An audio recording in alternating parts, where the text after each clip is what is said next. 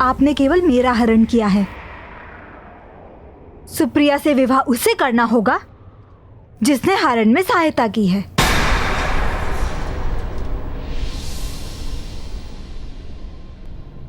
अंगराज कर्ण को।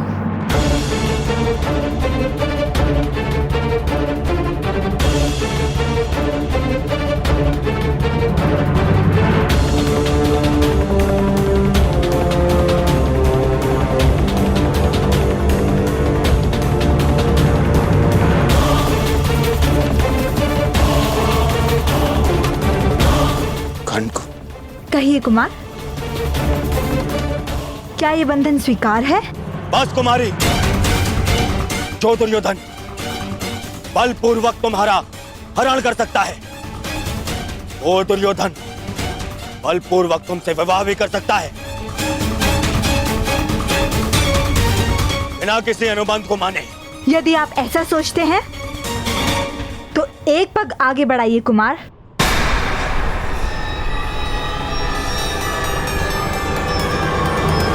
सखी,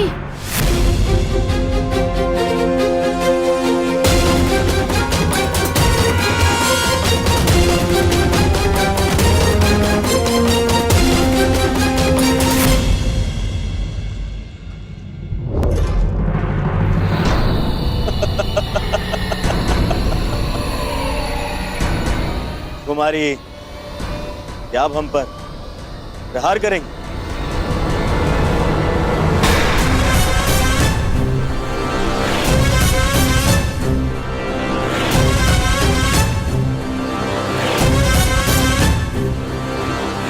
यदि आपने मेरी शर्त माने बिना मुझे विवाह के लिए विवश किया तो आपका विवाह मेरे शब्द से होगा।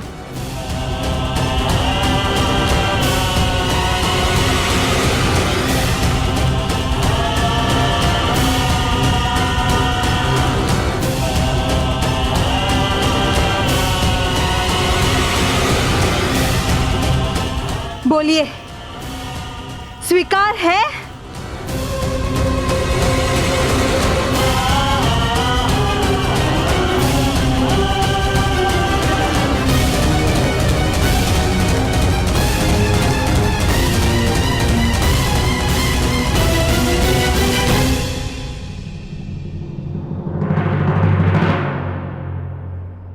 मित्रगण, प्रश्न मेरे विवाह का ही नहीं है,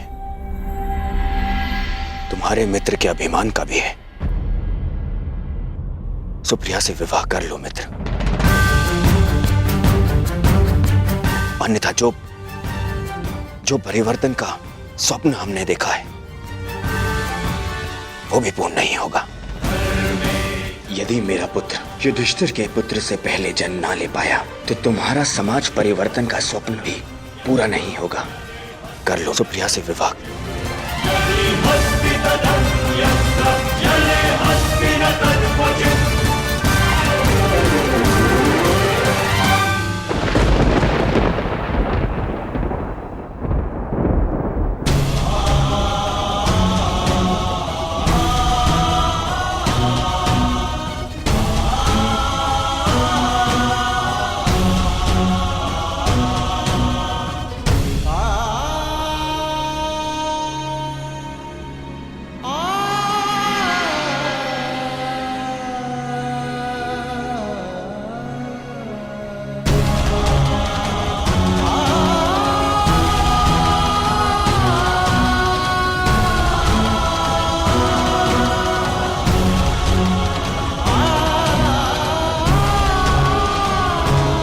नहीं सखी, कटार हटाओ।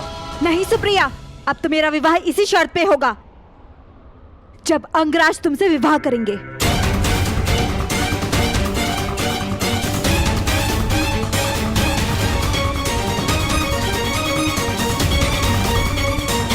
और यदि ऐसा नहीं हुआ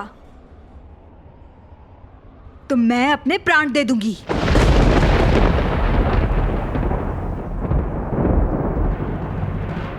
फिर सारे संसार को ज्ञात हो जाएगा कि किस प्रकार हस्तिनापुर के महाराजा कुमार ने अपने मित्र कर्ण के साथ मिलकर दोनों कन्याओं के साथ अन्याय किया।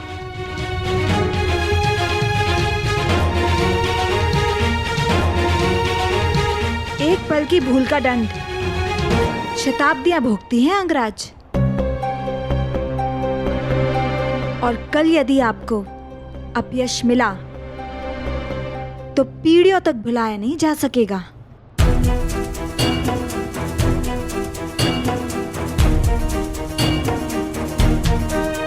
कहिए कुमार दुर्योधन, क्या आपको यह शर्त स्वीकार है?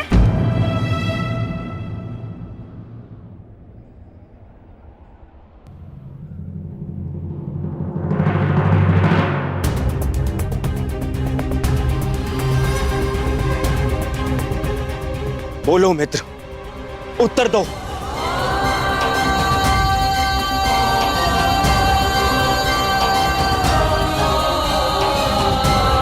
यदि तुमने सुप्रिया से विवाह नहीं किया तो सारे संसार में अपयश फैल जाएगा कि हम दोनों अन्यायी हैं। वो कर्ण जो सदैव न्याय के लिए लड़ता रहा, उसे लोग अन्यायी कहेंगे।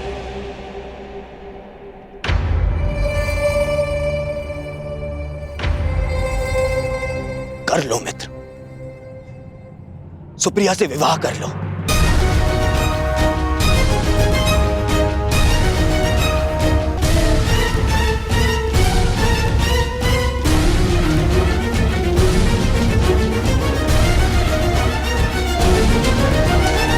नहीं मित्र,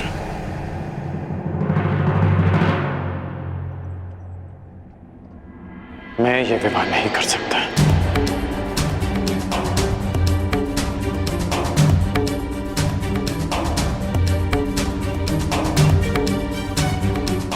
मेरे मित्र हो, प्राण भी मांगोगे तो हंसते हंसते दे दूंगा, परंतु मैं सुप्रिया से विवाह नहीं कर सकता।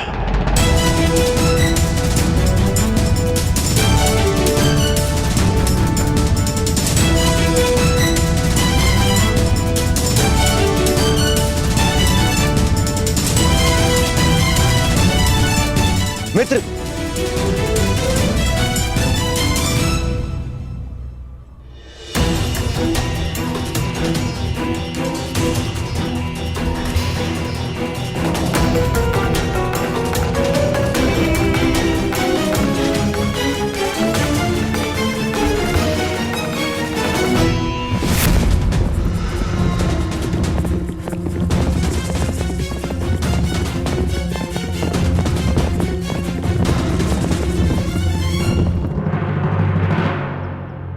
कर्ण और कर्तव्य दोनों की राशि एक ही है राधे।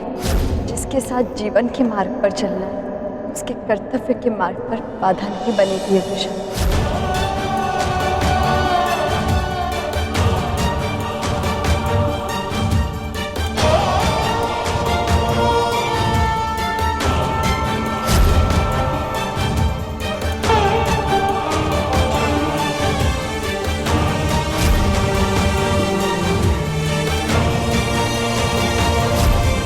तुमसे विवाह करना चाहता हूं।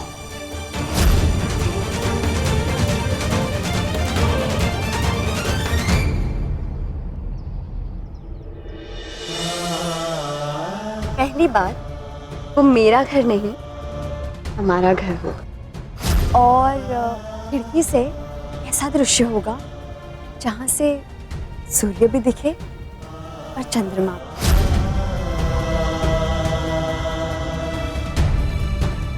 इस राधे कर्ण का विवाह पूर्णिमा के अगले दिवस ही होगा।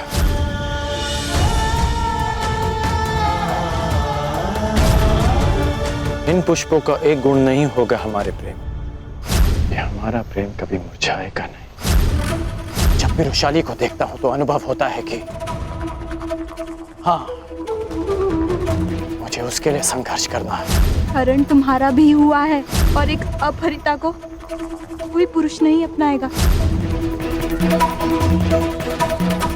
सुप्रिया से विवाह उसे करना होगा जिसने हरण में सहायता की है, अंगराज कर्ण को। एक पल की भूल का दंड शताब्दियां भुगती हैं अंगराज। कल यदि आपको अपयश मिला तो पीढ़ियों तक भुलाया नहीं जा सकेगा। यदि तुमने सुप्रिया से विवाह नहीं किया तो हम दोनों का वो परिवर्तन का स्वप्न अधूरा रह जाएगा मित्र।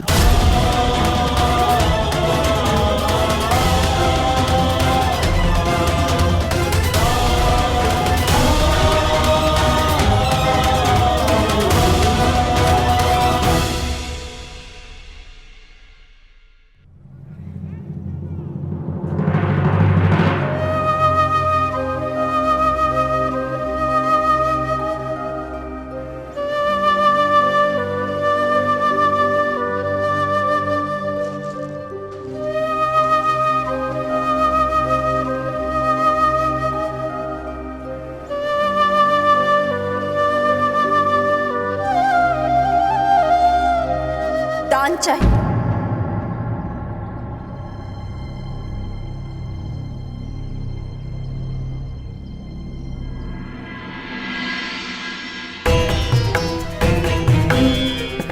दान चाहिए अंगराज कर्ण।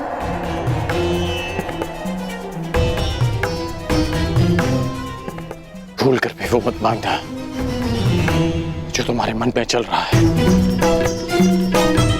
सूर्योदय के समय जो मुझसे मांगा जाए उसे देने के लिए मैं वचनबद्ध हूं।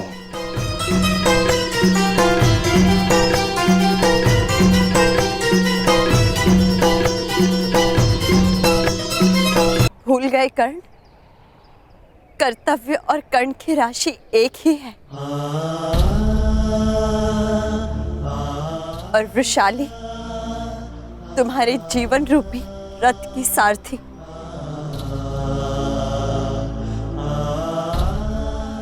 मैं कैसे तुम्हें अपने लक्ष्य से भटकने दे सकती हूँ?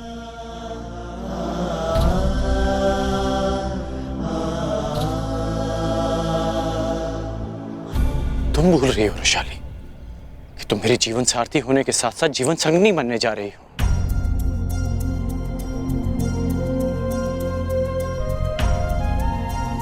यदि कर्ण धनुष है तो वृषाली उसकी प्रत्यंचा, और प्रत्यंचा के बिना धनुष का क्या काम?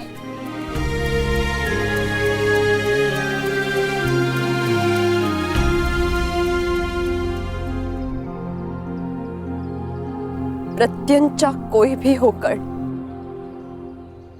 धनुष का कर्तव्य है लक्ष्य भेद करना, और तुम्हारा लक्ष्य है समाज का परिवर्तन। और परिवर्तन की चाह रखने वालों को त्याग करना पड़ता है कर्ण।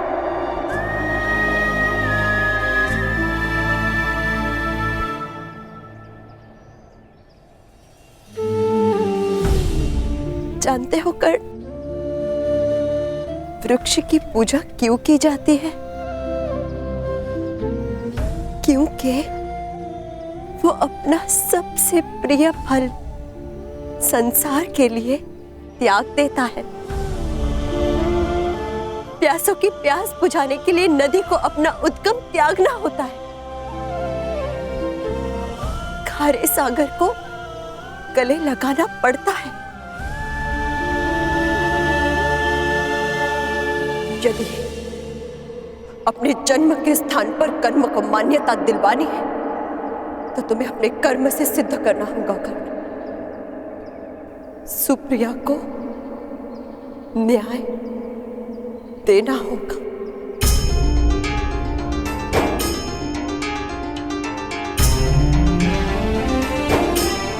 उसे न्याय देने के लिए मैं तुम्हारे साथ अन्याय नहीं कर सकता वृषाली। सुंदर भविष्य के लिए वर्तमान को दुख सहने पड़ते हैं कर्ण। विवाहित स्त्री के हाथ पर प्रसन्नता का रंग भरने के लिए मेहंदी को पोंछ जाना होता है। देवताओं के अंग पर श्रृंगार करने के लिए पुष्पों को सुई से अपना हृदय छिदवाना पड़ता है।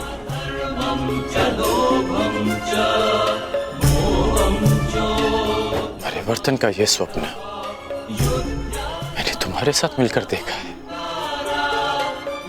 तुम्हारे बिना इस स्वप्न का कोई अर्थ नहीं। तुम्हारे स्वप्न के साथ मैं सदा रहूंगी कर्ण। यदि परिवर्तन एक महान इमारत है तो वृषाली उसकी नींव की ईंट बनकर रहेगी।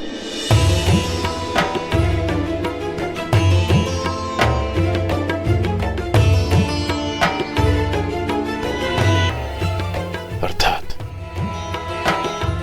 महान बनने के लिए मैं तुम्हारा बलिदान कर दूं, तो मैं स्वयं से दूर कर दूं। वृषाली, पत्ता वृक्ष से टूटता है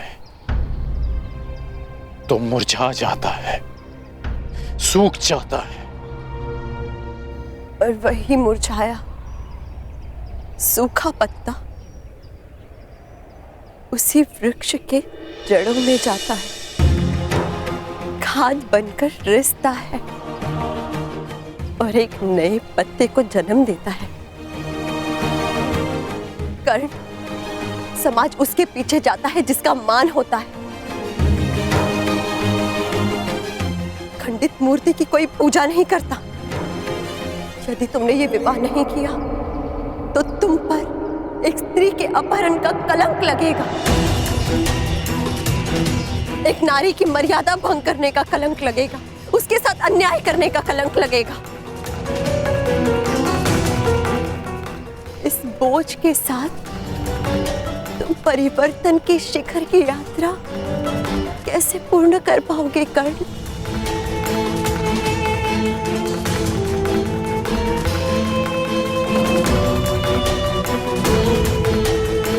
तुम जीवन भर महामहिम भीष्म के विरुद्ध खड़े रहे, उनकी अनीति अन्याय की आलोचना करते रहे,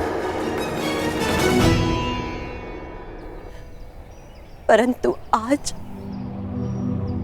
तुम वही करने जा रहे हो कर्ण जो महामहिम भीष्म ने अम्बा के साथ किया।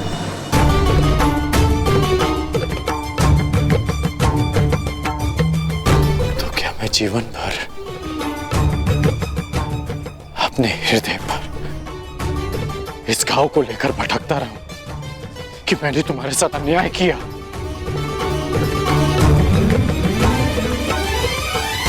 कर्ण, समाज के लिए अनाज उपजाने वाले किसानों को अपने हाथ पर छाले लेने पड़ते हैं। तलवार बनाने वाले लहूकार को भट्टी की गर्मी से झुलसना पड़ता है।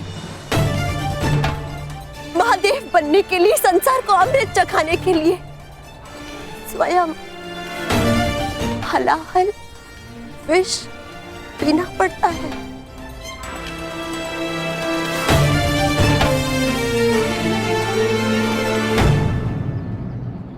तुम अपने लक्ष्य से नहीं डिग सकते कर्ण, ना ही मैं तुम्हें डिगने दूंगी।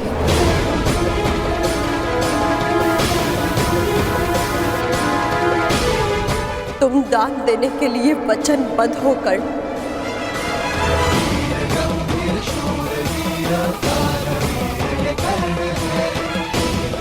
सूर्य को साक्षी रखकर वचन दो कर्ण।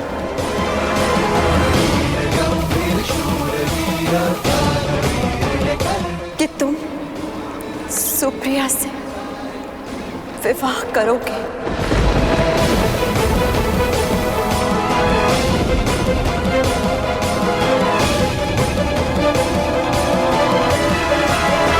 दान दो अंगराज, दान दो।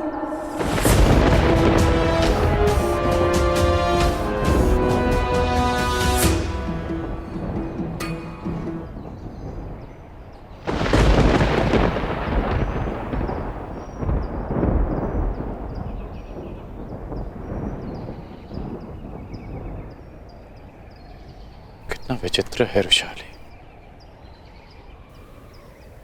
कि जिस गुरु ने मुझे शस्त्र दान दिया उसने मुझे शाप भी दिया। जिस रुशाली को कर्ण ने अपना सब कुछ माना उसने आज उससे सब कुछ मांग लिया।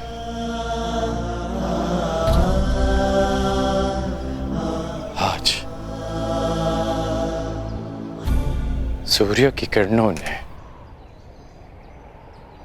सूर्य से उसका तेज मांग लिया। आज कर्ण की श्वास ने उससे उसके प्राण मांग लिए।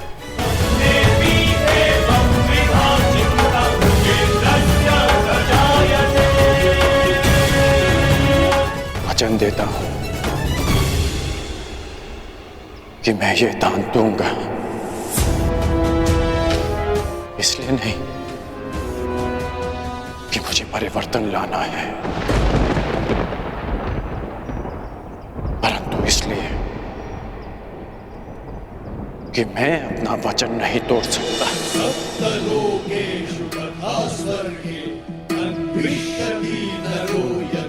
सूर्य को साक्षी मानकर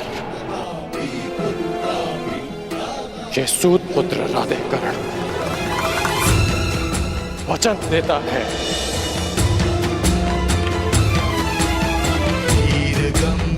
कि मैं सुप्रिया से विवाह करूंगा। गंभीर शूरवीर दानवीर ये कर्ण है जो घोर रणनीति में सारे सूर्य पुत्र ये कर्ण है। वीर गंभीर शूरवीर दानवीर ये कर्ण है जो घोर रणनीति में सारे सूर्य पुत्र ये कर्ण है।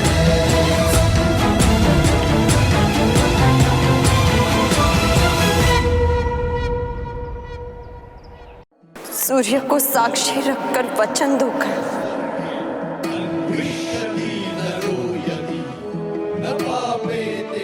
कि तुम सुप्रिया से विवाह करोगे।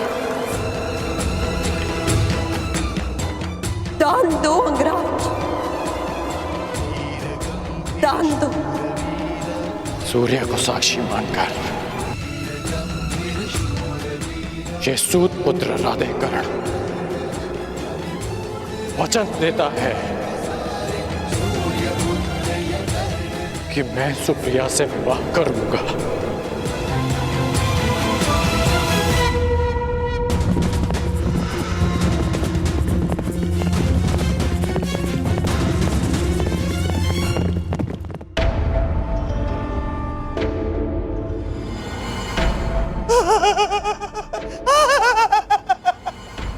पक्षीदूत लौट आया है, अर्थात संदेश समय रहते मेरे होने वाले सम्राट को मिल चुका है।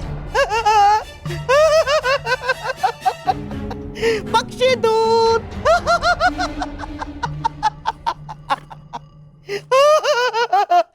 बस बस अब आशा है कि दुर्योधन सही निर्णय ले ले। प्रणाम मामाश्री। आओ आओ दुशासन। राधा दुर्योधन का कोई संदेश आया? संदेश? दुर्योधन जिस परिस्थिति में है दुशासन, उस परिस्थिति में संदेश महत्वपूर्ण नहीं, महत्वपूर्ण है तो केवल त्वरित प्रतिक्रिया। अब आशा है कि दुर्योधन बल का नहीं बुद्धि का उपयोग करेगा। मामाश्री, भ्राता दुर्योधन किसी भी स्थिति को संभालने में पूर्ण सक्षम है। हाँ? समझ नहीं आता कि आप भ्राता दुर्योधन पर इतना संदेह क्यों करते? क्योंकि दुर्योधन के नाम में ही युद्ध है दुशासन। उसे युद्ध के अतिरिक्त और कोई भाषा नहीं है। वो केवल लाहौकार के भांति बलपूर्वक हथौड़ा चलाने में ही विश्वास रखता है, परंतु भानुमति का ये विवाह प्रकरण स्वर्ण की भांति कोमल है।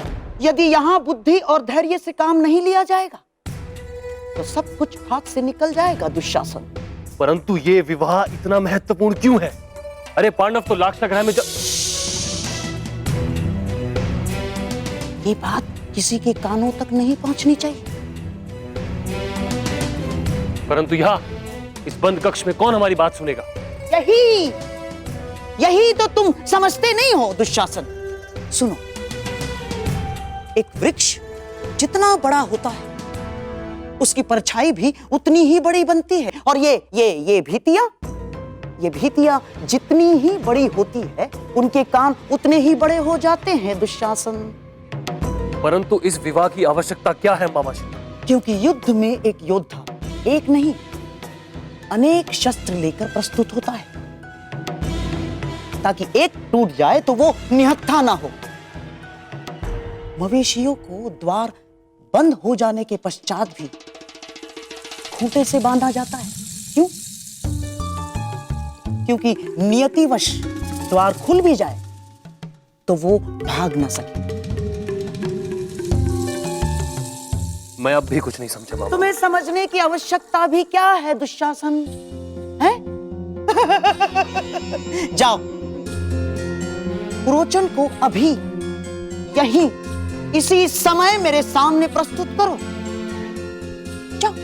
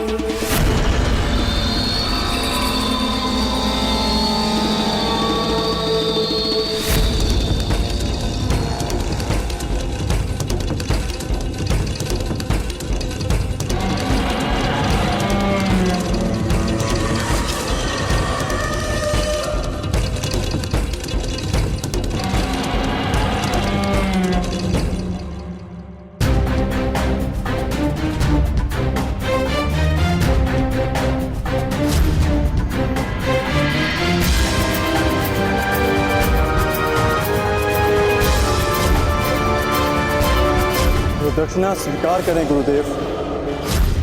तुम्हारा अहंकार उस पर विजय पाना शेष है जिसे मैं पाकर रहूंगा। आज मैं एक राजा का पिता हूं और तुम कुछ भी नहीं द्रौपद। इसलिए मैं भारद्वाज पुत्र द्रोण, हस्तिनापुर राजगुरु द्रोण, पांचाल का आधा राज्य द्रुपद को दान में देता हूं।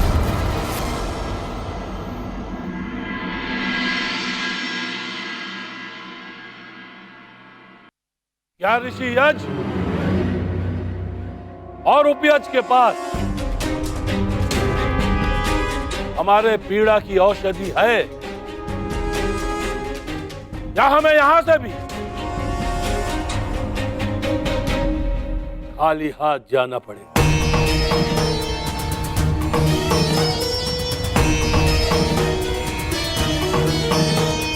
स्वागत है आपका पंचाल नरेश। नहीं, पांचाल नरेश नहीं। और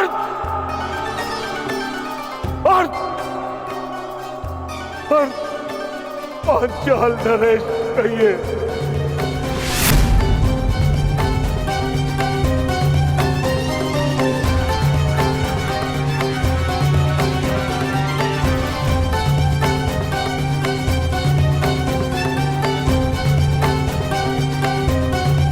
भ्राता यज को ज्ञात था कि तुम अवश्य आओगे द्रुपद। बोलो तुम्हें क्या चाहिए? मान की अग्नि ऐसी अग्नि है जो जल से नहीं, केवल अग्नि से बुझती है। प्रतिशोध की अग्नि से। प्रतिशोध चाहिए मुझे, प्रतिशोध। द्रोण का शव चाहिए मुझे, हस्तिनापुर का विनाश चाहिए मुझे, और उन्हीं बाणों से चाहिए जिन्होंने मेरे सम्मान को शत विशत किया है।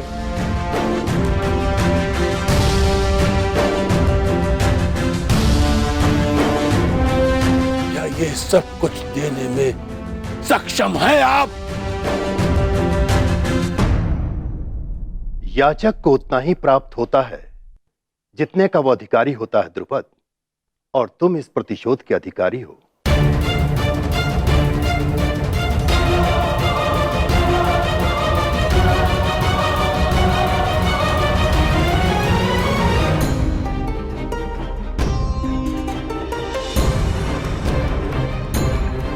मैं सबके समक्ष अर्जुन को द्वंद्व की चुनौती देता हूं।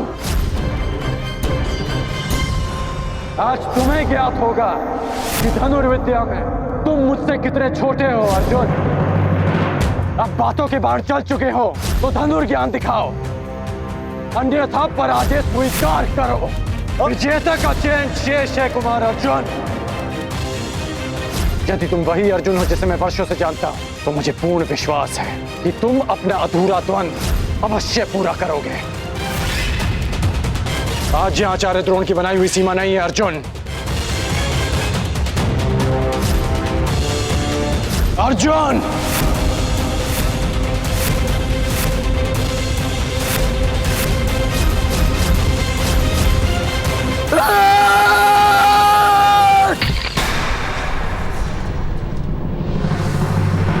अर्जुन पुत्र, इतने व्यथित क्यों हो अर्जुन पुत्र? हूं मैं व्यथित, और तब तक रहूंगा जब तक कर्ण के साथ मेरा अधूरा द्वंद्व पूर्ण नहीं हो जाता, और जब तक उसके कवच को मैं अपने बाणों से भेद नहीं देता। इतना क्रोध ठीक नहीं है पुत्र। कर्ण से इतनी शत्रुता क्यों? क्योंकि वो सदा रुकावट बनकर मेरे मार्ग में आ जाता है। एक कारण बताइए, क्यों मैं उससे बैर ना रखूं? क्यों मैं उसके नाश के स्वप्न ना देखूं? क्यों मैं उसके हृदय को अपने बाणों से भेद ना दूं? क्यों मैं उसके प्राण न ले लूं? तुम ऐसा नहीं कर सकते क्योंकि कर्ण तुम्हारा।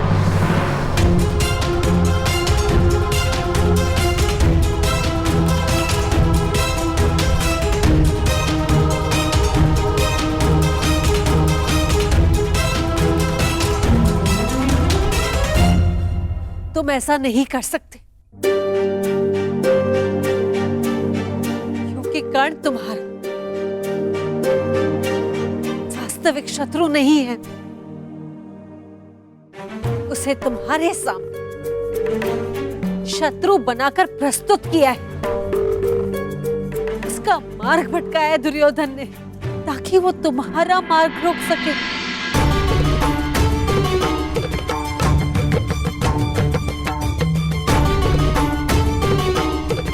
यही रंगभूमि में हो, भानुमति के स्वयंवर में भी यही हुआ। ईश्वर जान कब तक दुर्योधन उसे अस्त्र बनाकर तुम पर प्रहार करवाता रहेगा।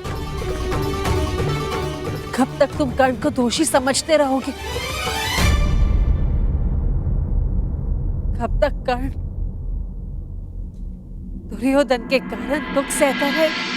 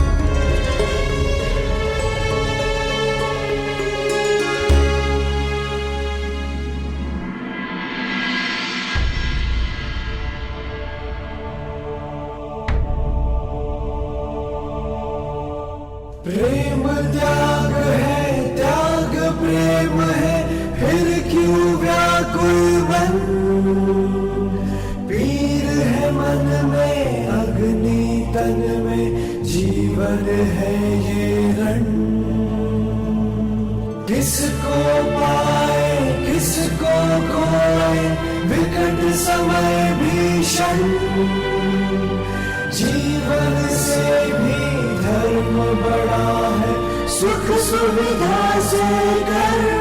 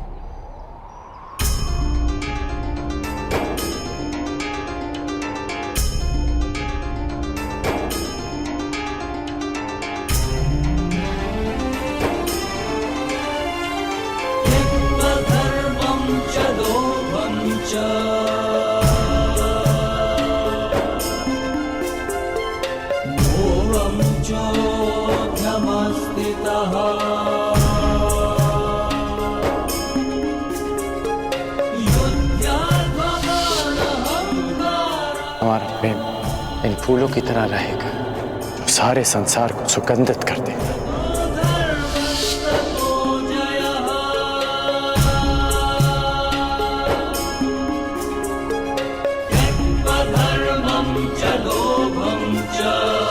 इन पुष्पों का एक गुण नहीं होगा हमारे प्रेम। वो क्या? ये हमारा प्रेम कभी मुरझाएगा नहीं।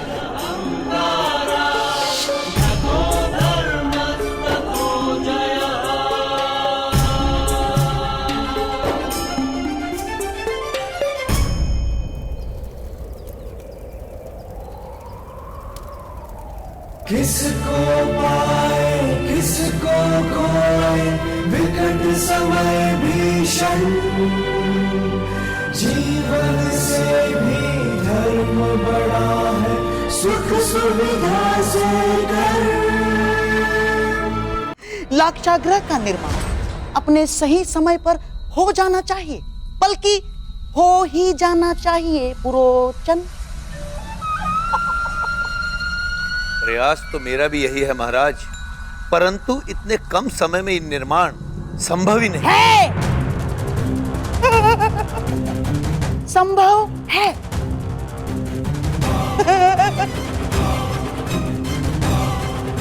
पुरोचन, आओ आओ समझाता हूं। लाक्षागृह का निर्माण अपने निर्धारित समय पर हो जाना चाहिए। हाँ, हो जाना चाहिए, नहीं तो पांडवों के स्थान कोई और अपने परिवार सहित उस लाक्षागृह में भस्म हो जाएगा।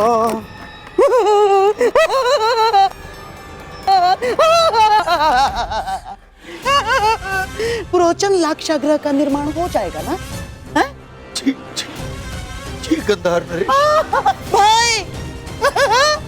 भाई कभी कभी ऐसा काम कर देता है जो साहस भी नहीं कर सकता। जाओ पुरोचन, पुरस्कार तुम्हारी प्रतीक्षा कर रहा है।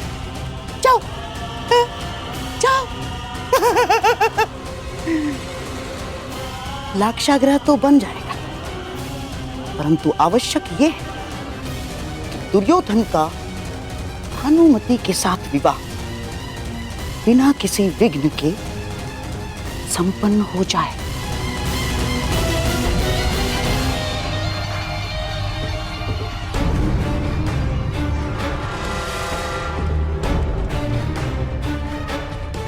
दो लक्ष्य, द्रोण का वध और हस्तिनापुर का विनाश। तो यज्ञ में 2 आहुति, 2 संतान, एक पुत्र द्रोण के वध के लिए, एक पुत्री हस्तिनापुर के विनाश के लिए। तो फिर प्रतीक्षा कैसी? यज्ञ आरंभ कीजिए।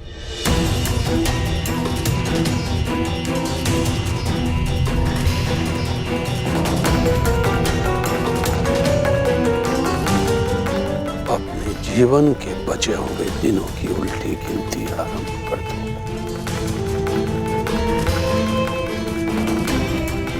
जब तक मैं अपनी इच्छा पूर्ण नहीं कर लेता, मैं इस यज्ञ से नहीं उठूंगा।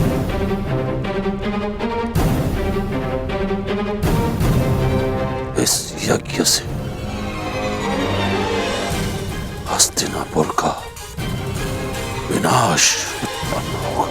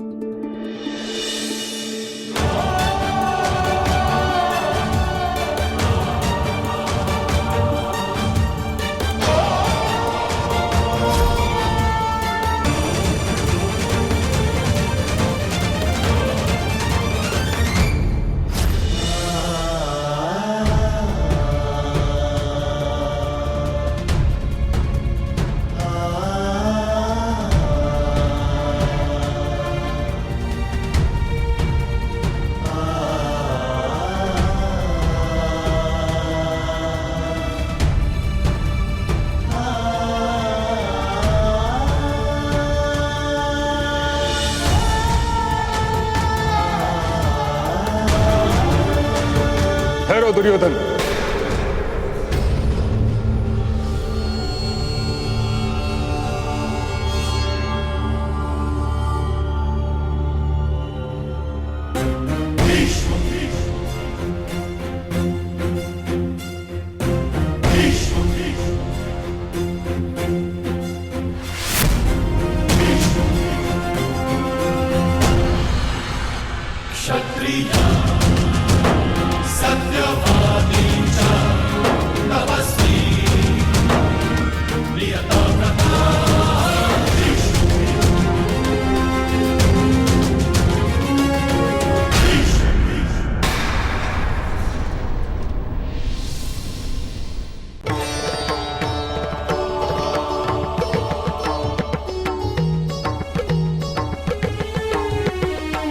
ठहरो दुर्योधन।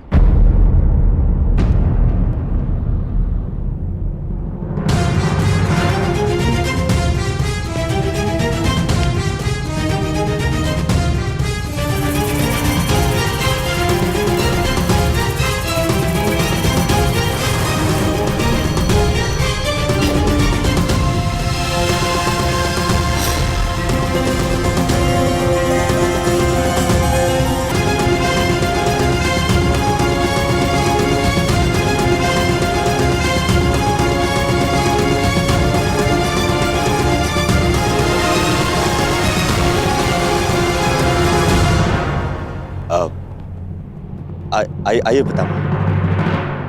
मैं सौभाग्यशाली हूं कि मुझे मेरे विवाह में आपका आशीर्वाद मिलेगा। आइए। तुमने ये सोच भी कैसे लिया दुर्योधन कि तुम बलपूर्वक विवाह करोगे और मैं आशीर्वाद दूंगा?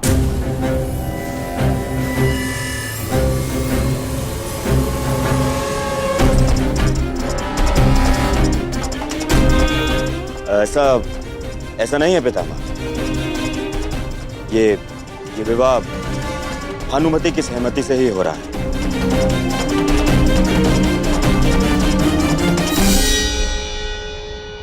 यदि ये विवाह भानुमति की सहमति से होता तो यह अंग में नहीं कलिंग में होता।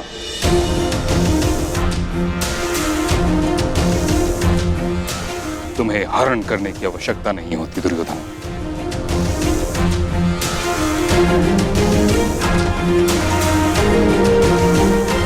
पुत्री भानुमति, दुर्योधन ने जो किया उसके लिए मैं हस्तिनापुर की ओर से क्षमा प्रार्थी हूं। सच सच बताना पुत्री, क्या तुम ये विवाह किसी विवशता के कारण कर रही हो?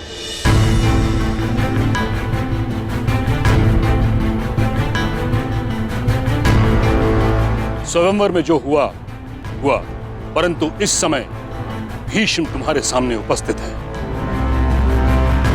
किसी से भयभीत होने की कोई आवश्यकता नहीं।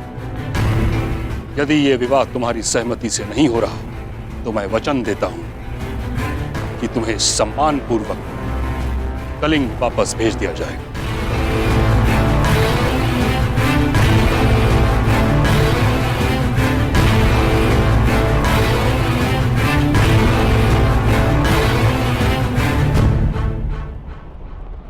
मैं सम्मान सहित जाना चाहती हूँ महामहिम।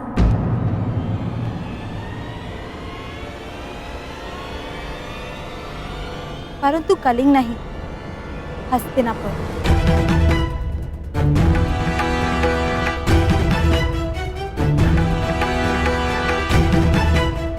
क्योंकि ये विवाह मेरी सहमति से हो रहा है।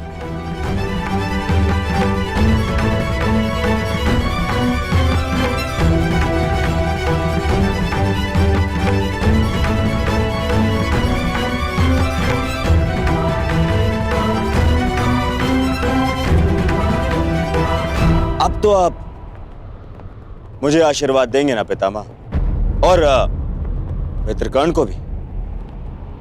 मेरे साथ साथ आज वो भी दंपत्ति जीवन में प्रवेश कर रहा है।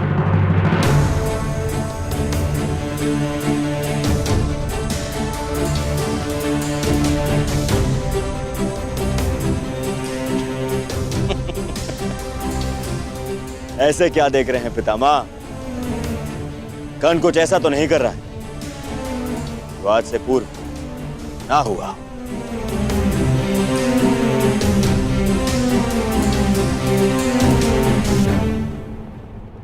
कर्ण ने ऐसा ही कुछ कर दिया जो आज से पूर्व नहीं हुआ।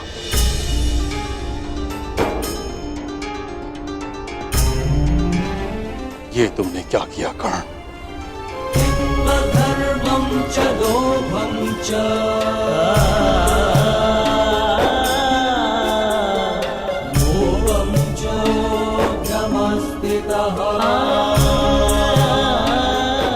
विवाह की रीतियां संपन्न करें पुरोहित।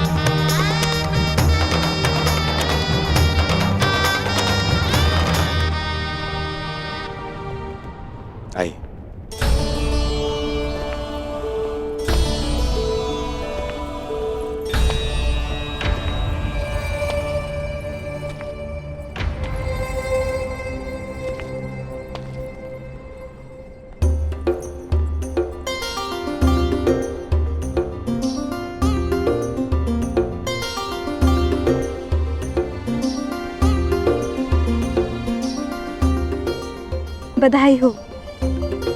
जिसके पद स्पर्श से तुम्हारा पुष्प खिला, उसके साथ जीवन भी सुगंधित बीतेगा।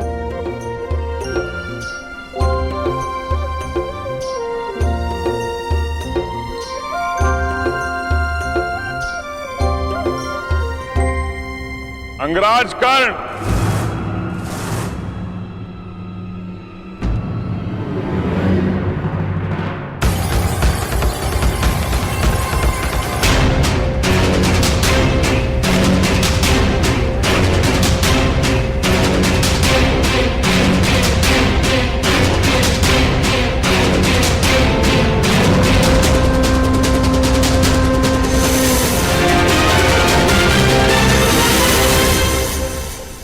अंगराज कर्ण को विवाह की बधाई। जरासंध की शुभ कामनाएं स्वीकार करो मित्र।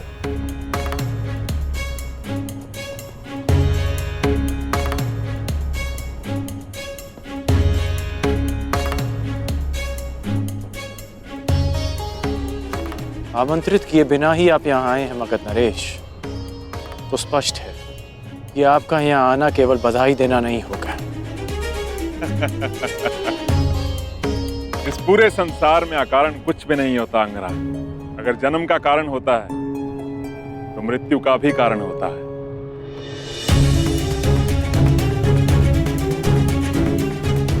वर्षा आने का कारण धरा की प्यास को बुझाना होता है और अग्नि जलने का कारण घर्षण होता है। और दो लोग मित्रता भी इसी कारण से करते हैं, जो अपने शत्रुओं से अधिक बलशाली बन सके। मेरे यहां उपस्थित होने का भी एक कारण है, किंतु इतना समय है मेरे पास कि मैं तुम्हारे विवाह की औपचारिकताएं पूरी होने तक रुक सकूं। विवाह करो, कारण उसके पश्चात बताऊंगा।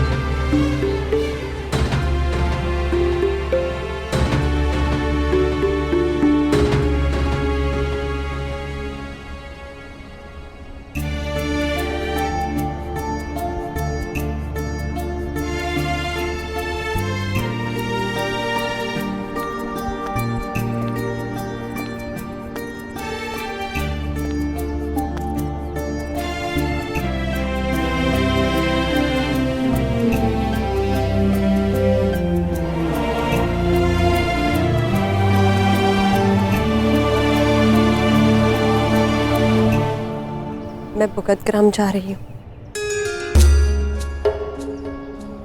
मेरी चिंता मत करना,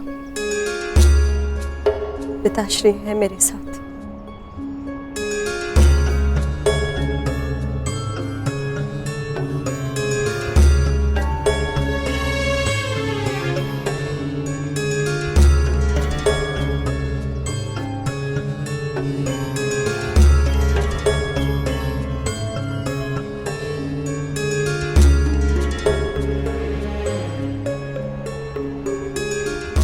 क्षमा करना कर्ण, सुप्रिया को माला देने से पूर्व मैंने उसमें से ये पुष्प निकाल लिया।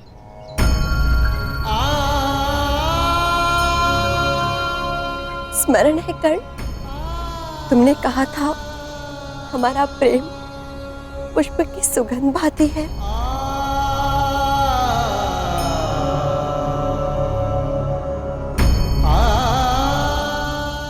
सुगंध जिसे केवल अनुभव किया जा सकता है, स्पर्श नहीं किया जा सकता।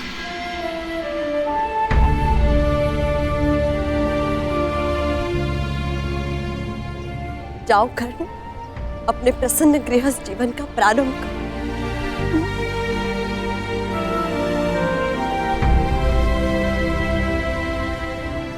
पता नहीं क्यों ऐसा नहीं लगता कि ये हमारी अंतिम भेंट है?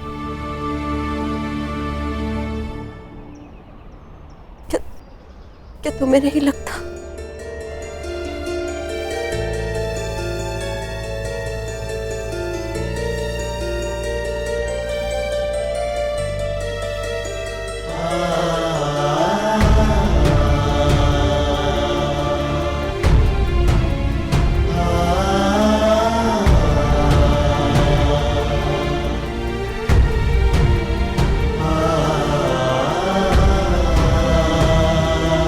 मैंने सदा तुम में अपना नायक देखा है,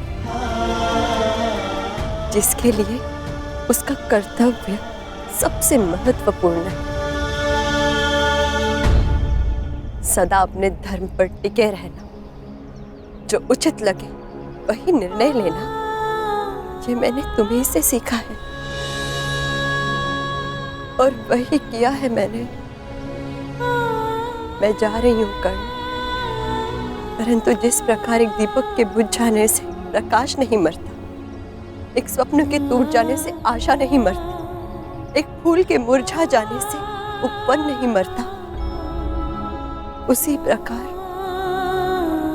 एक सहयात्री के तुम्हारे जीवन से चले जाने से तुम्हारी यात्रा समाप्त नहीं होगी।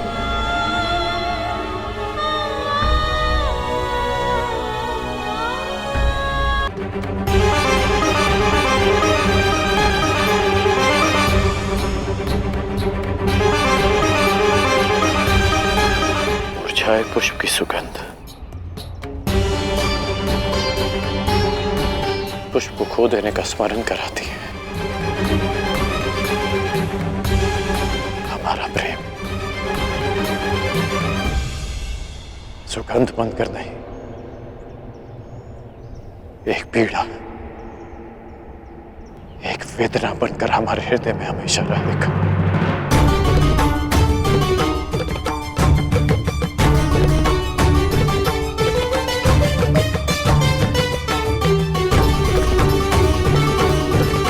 किसी भी रूप में सही करना,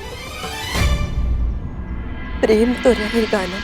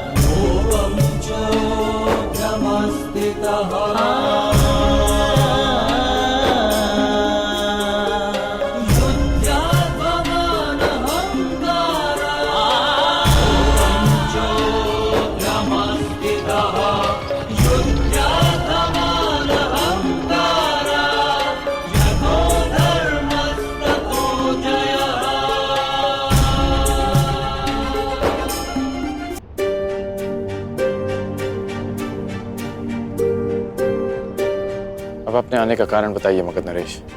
मैं आया क्योंकि समय भी आ गया है मित्र। मुझे दिया हुआ वचन पूरा करने का समय आ गया। स्मरण है ना वो वचन कि तुम एक बार मेरी सहायता के लिए अवश्य आओगे। कल प्रातः मैं अंग और मगध की सीमा पर तुम्हारी प्रतीक्षा करूंगा। परंतु आपको सहायता क्या चाहिए? एक योद्धा की आवश्यकता युद्ध में ही पड़ती है मित्र। और ये युद्ध किससे करना है? मेरे सबसे बड़े शत्रु से। और ये सारा संसार जानता है कि जरासंध का सबसे बड़ा शत्रु कौन है। तुम्हें मेरे साथ मिलकर उससे युद्ध करना है। हम वासुदेव कृष्ण पर आक्रमण करेंगे कल।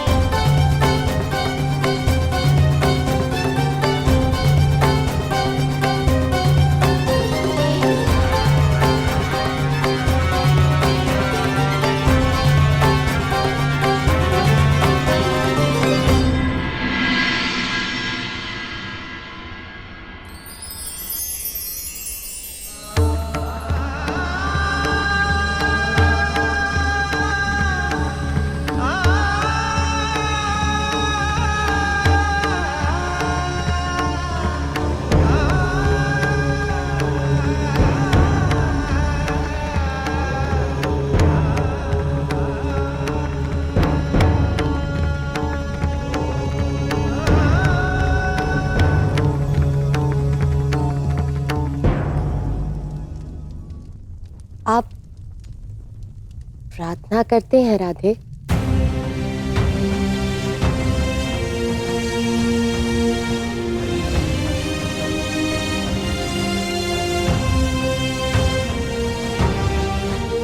मैं करती हूँ सदा नियम से, और एक कुंवारी कन्या की प्रार्थना सदा उसके पति के विषय में होती है। तो क्या मांगा आपने अपनी प्रार्थना में? यही कि मेरा पति ऐसा हो जिसके सामने आते ही मेरा शीश आदर से झुक जाए, और जिसके विषय में सोचकर गर्व से उठ जाए। परंतु हर स्त्री की भांति मेरे मन में भी चिंता रहे कि मेरे आराध्य मेरी प्रार्थना सुनेंगे या नहीं। जो पूछना चाहती हैं स्पष्ट रूप से पूछिए।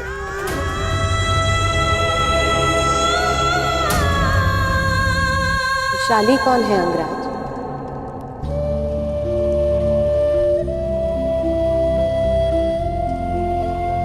और उससे आपका क्या संबंध है? हम दोनों का विवाह नियति का एक ऐसा मोड़ है जिसकी मैंने कभी कल्पना नहीं की थी, क्योंकि जिस मंडप में हम दोनों का विवाह हुआ उसी मंडप में विशाली और मेरा विवाह होना था। मैं तुमसे विवाह करना चाहता हूं। पहली बार वो मेरा घर नहीं, हमारा घर हो। सूर्य को साक्षी रखकर वचन दोकर कि तुम सुप्रिया से विवाह करोगे। ये सूत पुत्र राधेकरण वचन देता है कि मैं सुप्रिया से विवाह करूंगा। विशाली का प्रेम मेरे हृदय में हमेशा रहेगा।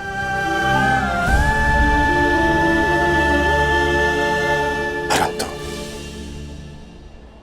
एक पति का कर्तव्य, एक पति का धर्म निभाने में कर्ण कभी कोई त्रुटि नहीं करेगा।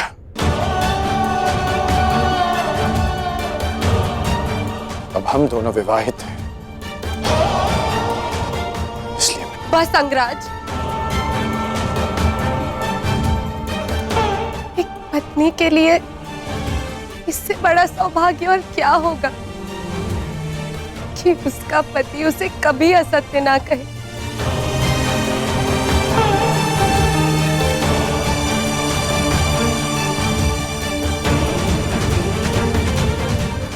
मेरे आराध्य ने मुझे मेरी पूजा का फल दे दिया। अंगराज, आपको भी उसी आराध्य की पूजा करनी चाहिए। प्रतीत होता है कि आपके आराध्य बड़े शक्तिशाली हैं। कौन है वो? कुछ कहते हैं कि वो देवों के देव हैं, और कुछ उन्हें हमारी ही भांति मात्र एक मनुष्य मानते हैं, जो अजर नहीं, अमर नहीं, परंतु मेरे जैसे भक्तों के लिए वो मृत्यु, जीवन और जड़ से कहीं आगे है। आपने भी उनका नाम सुना होगा। वो है वासुदेव कृष्ण। कृष्ण, मुझे दिया हुआ वचन पूरा करने का समय आ गया। स्मरण है ना वो वचन कि तुम एक बार मेरी सहायता के लिए अवश्य आओगे। हम वासुदेव कृष्ण पर आक्रमण करेंगे।